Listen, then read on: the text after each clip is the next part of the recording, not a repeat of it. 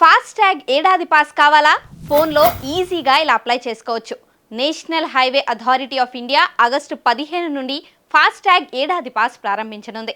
ఈ పాస్తో ప్రతిసారి ఫాస్టాగ్ రీఛార్జ్లు లేదా పదే పదే టోల్ ఛార్జీలు కట్టాల్సిన అవసరం ఉండదు. ఫాస్టాగ్ ఏడాది పాస్ అనేది భారత ప్రభుత్వం కొత్తగా ప్రవేశపెట్టిన టోల్ పాస్. ఈ పాస్ ఎక్కువగా హైవేపై ప్రయాణించే వారికి ఇబ్బంది లేకుండా చేస్తుంది.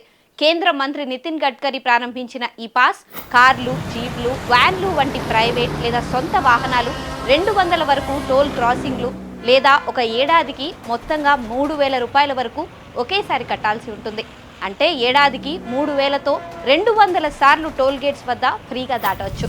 ఈ పాస్ టోల్ గేట్స్ దగ్గర క్యూలో ఉండడం, ట్రాఫిక్ రద్దీ, ప్రయాణికుల టైం వేస్ట్ కాకుండా ఉండడానికి రూపొందించారు.